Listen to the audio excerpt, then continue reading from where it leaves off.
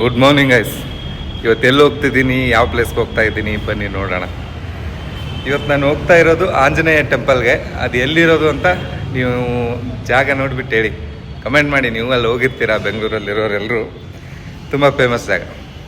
ಬನ್ನಿ ಹೊರಡೋಣ, ಗಾಡಿ ರೆಡಿ ಇದೆ. ಇನ್ಸ್ಟಾಗ್ರಾಮಲ್ಲೂ ನೋಡಿರ್ತೀರಾ, ನಾನು ವಿಡಿಯೋ ಹಾಕಿದ್ದೆ ಇಲ್ಲಿಗೆ ಬಂದಿದ್ದೆ ಅಂತ. ಇದು ದೇವಸ್ಥಾನದ ಆಚೆ ಇದೆಲ್ಲ ಸಿಗುತ್ತೆ, ಎಲೆ ಎಲ್ಲ ದೇವ್ರಿಗೆ ಕೊಡೋಕ್ಕೆ.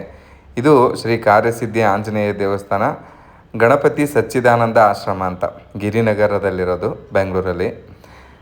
ಹೆಸರೇ ಹೇಳೋ ಹಾಗೆ ಈ ದೇವಸ್ಥಾನದಲ್ಲಿ ಆಂಜನೇಯ ಏನಕ್ಕೆ ನೆಲೆಸಿದ್ದಾರೆ ಅಂದರೆ, ಭಕ್ತರ ಯಾವುದೇ ಕಾರ್ಯಗಳಾಗಲಿ, ಅವರು ಅಂದ್ಕೊಂಡಿರೋ ಒಂದು ಯಾವುದೇ ಕೆಲಸಗಳಾಗಲಿ ಸುಲಲಿತವಾಗಿ ಆಗಲಿ ಅಂತ ಅವ್ರಿಗೆ ಆಶೀರ್ವಾದ ಮಾಡೋದಕ್ಕೆ ಬೆಂಗಳೂರಿನ ಗಿರಿನಗರದಲ್ಲಿ ಆಂಜನೇಯ ಸ್ವಾಮಿ ನೆಲೆಸಿದ್ದಾನೆ ಇಲ್ಲಿ. ಈ ದೇವಸ್ಥಾನದ ವಿಶೇಷ ಏನಂದರೆ, ನಾವು ಅಂದ್ಕೊಂಡಿರೋ ಕಾರ್ಯಗಳು ಸಿದ್ಧಿ ಆಗಬೇಕು ಅಂತ ಇದ್ದರೆ ಒಂದು 16 ದಿನದ ವ್ರತ ಇದೆ ಇಲ್ಲಿ. ಅದನ್ನು ಕಟ್ಟುನಿಟ್ಟಾಗಿ ಆಚರಿಸಿದ್ರೆ ಆಗುತ್ತೆ ಅಂತ ಒಂದು ವಾಡಿಕೆ. ತುಂಬ ಜನರ ನಂಬಿಕೆಯೂ ಸಹ ಇದೆ, ಆಗಿರೋದು ಸಹ ಇದೆ ಎಕ್ಸಾಂಪಲ್ಸ್. ಇದೇ ಕಾಯಿಗಳು, ಇಲ್ಲಿರೋ ಕಾಯಿಗಳನ್ನ ನಾವು ಒಂದು ತೊಗೊಂಡು ಅಲ್ಲೇ ಇರೋ ಕೌಂಟರ್ನಲ್ಲಿ ಅದ್ರದ್ದು 150 ರುಪೀಸ್ ಏನೋ ಪೇ ಮಾಡಿ ನಾವು ಒಂದು ಟಿಕೆಟ್ ತೊಗೊಬೇಕಾಗುತ್ತೆ. ಅದ್ರ ಮೇಲಿರೋ ನಂಬರ್ನ ನಮ್ಮ ಕಾಯಿ ಮೇಲೆ ಬರೆದುಬಿಟ್ಟು ಕೊಡ್ತಾರೆ. ಸೊ ಅದನ್ನು ನಾವು ಪೂಜೆ ಮಾಡಿಸಿ ಅಲ್ಲಿ ದೇವಸ್ಥಾನದಲ್ಲಿ ಕಟ್ಟೋದು. ದೇವಸ್ಥಾನ ತುಂಬ ಚೆನ್ನಾಗಿದೆ ನೋಡೋದಕ್ಕೆ. ಇದು ನೋಡಿ, ರಾಮ ಸೀತೆ ಒಂದು ಪರಿವಾರದ ಚಿತ್ರ ಅನಿಸುತ್ತೆ ನನಗಿದು ನೋಡೋದಕ್ಕೆ. ಸರಿಯಾಗಿ ಗೊತ್ತಾಗಲಿಲ್ಲ, ಗೊತ್ತಿರೋರು ಕಮೆಂಟ್ ಮಾಡಿ ಇದು ಏನು ಚಿತ್ರ ಅಂತ. ಬಟ್ ತುಂಬ ಚೆನ್ನಾಗಿತ್ತು ಈ ಶಿಲ್ಪಕಲೆ ಎಲ್ಲ ನೋಡೋದಕ್ಕೆ. ಮೇಲಿರೋದು ಗಜಲಕ್ಷ್ಮಿ, ತುಂಬ ಚೆನ್ನಾಗಿದೆ. 2 ಆನೆಗಳ ಮಧ್ಯೆ ಲಕ್ಷ್ಮಿ ವಾಸ ಮಾಡಿರೋದು. ನಮ್ಮ ಮನಸ್ಸು ಎಷ್ಟೇ ಭಾರವಾಗಿರಲಿ, ಯಾವುದೇ ದೇವಸ್ಥಾನದ ಒಳಗಡೆ ಹೋದರೆ ದೇವರ ಆಶೀರ್ವಾದದಿಂದ, ಆ ಪಾಸಿಟಿವ್ ವೈಬ್ಸಿಂದ ಹಗುರ ಅನಿಸುತ್ತೆ.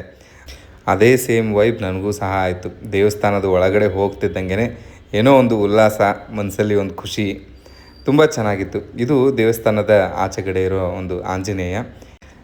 ಇಲ್ಲಿ ಸ್ವತಃ ನಾವೇ ದೇವ್ರಿಗೆ ಹೂವು ಮತ್ತು ತುಳಸಿ ಎಲೆ ವೀಳ್ಯದೆಲೆ ಹಾರ ಇದನ್ನು ನಾವು ಅರ್ಪಿಸ್ಬೋದು. ಚೆನ್ನಾಗಿದೆ, ತುಂಬ ಒಂದು ಮನಸ್ಸಿಗೆ ಖುಷಿ ಕೊಡುತ್ತೆ. ತಮಸ್ವಿನ್ ಕಾರ್ಯನಿರ್ಯೋಗೆ ಪ್ರಮಾಣಂ ಹರಿಸತ್ತಮ ಹನುಮನ್ ಯತ್ನ ಮಾತ್ಸಾಯ ದುಃಖಕ್ಷಯ ಕರೋಭವ. ನಾನು ಆಗಲೇ ಹೇಳಿರೋ 16 ದಿನದ ವ್ರತದಲ್ಲಿ ಮೊದಲನೇ ದಿನ ಬಂದು ಇಲ್ಲಿ ಕಾಯಿ ಕಟ್ಟಿ, ಆಮೇಲೆ 16ನೇ ದಿನಕ್ಕೆ ಕಾಯಿ ಬಿಚ್ಚಿಕೊಂಡು ಮತ್ತೆ ಪೂಜೆ ಮಾಡಿಸ್ಕೊಂಡು ಹೋಗಬೇಕು. ಅದ್ರ ಮಧ್ಯೆ 2 ಸರಿ ಬಂದು ದೇವ್ರಿಗೆ ಪ್ರದಕ್ಷಿಣೆ ಹಾಕಿ ಹೋಗಬೇಕು. ಟೋಟಲ್ 16 ದಿನದಲ್ಲಿ 4 ದಿನ ಪ್ರದಕ್ಷಿಣೆ ಆಗಬೇಕು. ಇದನ್ನು ಅವ್ರು ಸರಿಯಾಗಿ ಎಕ್ಸ್ಪ್ಲೇನ್ ಮಾಡ್ತಾರೆ. ನೀವು ಅಲ್ಲಿ ಹೋದಾಗ ಅಲ್ಲಿರೋ ಸ್ವಾಮಿಗಳಿಗೆ, ಅರ್ಚಕರಿಗೆ ಕೇಳಿ ಕರೆಕ್ಟಾಗಿ ಹೇಳ್ತಾರೆ. ಇಲ್ಲಿ ಕಾಯಿ ಕಟ್ಟಿರೋದನ್ನು ನಾವು ನೋಡ್ಬೋದು. ಈ ಥರ ಕಾಯಿಗಳನ್ನ ನಾವು ಕೊಟ್ಟಿರೋ ನಂಬರ್ ಮತ್ತು ಅದರ ಒಂದು ಕೋಡಲ್ಲಿ ನಾವು ಹೋಗಿ ಕಟ್ಟಬೇಕಾಗುತ್ತೆ, ನಮ್ಮದೇ ಅಂತ ಗೊತ್ತಾಗಬೇಕು ಅಂತ ಇದ್ದರೆ. ಒಳಗಡೆ ದೇವ್ರದ್ದು ವೀಡಿಯೋ ಮತ್ತು ಫೋಟೋಸ್ ಎಲ್ಲ ಅಲೌಡ್ ಇರಲಿಲ್ಲ, ಸೊ ದೇವ್ರ ವೀಡಿಯೋ ಎಲ್ಲ ತೊಗೊಳ್ಳಿಲ್ಲ. ಚೆನ್ನಾಗಿದೆ ನೋಡೋದಕ್ಕೆ. ಇದೂ ಸಹ ಚೆನ್ನಾಗಿದೆ. ಎಷ್ಟು ದೊಡ್ಡ ಗಾತ್ರದ ಒಂದು ಆಂಜನೇಯ ಸ್ವಾಮಿ ವಿಗ್ರಹ ಚೆನ್ನಾಗಿದೆ ಆಚೆಗಡೆಯಿಂದ ನಾವು ನೋಡೋದಕ್ಕೆ. ನೀವು ಒಂದು ಸರಿ ಈ ಕಡೆ ಬಂದಾಗ ವಿಸಿಟ್ ಮಾಡಿ, ಅಥವಾ ಬೆಂಗಳೂರಲ್ಲಿ ಇಲ್ಲ ಅನ್ನೋರು ಸಹ ಬೆಂಗಳೂರಿಗೆ ಬಂದಾಗ ಇಲ್ಲಿ ಬಂದು ವಿಸಿಟ್ ಮಾಡಿ. ಆಚೆಗಡೆ ನಿಮಗೆ ಪ್ರಸಾದನೂ ಸಹ ಸಿಗುತ್ತೆ. ಹಾಗೆ ಕೆಫೆ ಕಾರ್ಯಸಿದ್ಧಿ ಅಂತ ಇದ್ರ ಒಳಗಡೆ ನಾನು ದೇವ್ರ ಪೂಜೆ ಎಲ್ಲ ಆದಮೇಲೆ ಇಲ್ಲಿ ಹೋಗಿ ಟಿಫನ್ ಮಾಡಿದ್ದೆ. ಬನ್ನಿ ನೋಡ್ಕೊಂಬರೋಣ ಕ್ಯಾಂಟೀನ್ ಹೇಗಿದೆ ಅಂತ. ಚೆನ್ನಾಗಿದೆ ಇದು ಸಹ.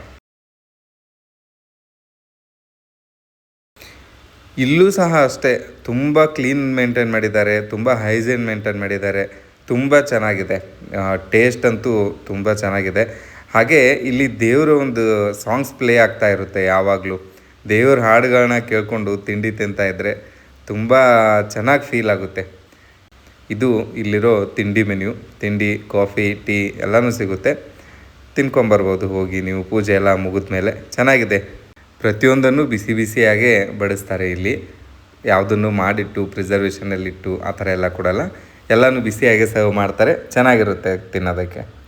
ಇನ್ನೊಂದು ಈ ಟೆಂಪಲಲ್ಲಿ ನಂಗೆ ತುಂಬ ಇಷ್ಟ ಆಗಿತ್ತು, ಎಲ್ಲ ಗೋಡೆಗಳಲ್ಲೂ ಸಹ ಈ ಚಿತ್ರಕಲೆಗಳು ತುಂಬ ಚೆನ್ನಾಗಿ ಆರ್ಟ್ ಮಾಡಿಸಿದ್ದಾರೆ. ಪ್ರತಿಯೊಂದು ಡೋರಲ್ಲಿ ಆಗಿರ್ಬೋದು, ಆಚೆಗಡೆ ಸಹ ಆಗಿರ್ಬೋದು, ಚೆನ್ನಾಗಿತ್ತು.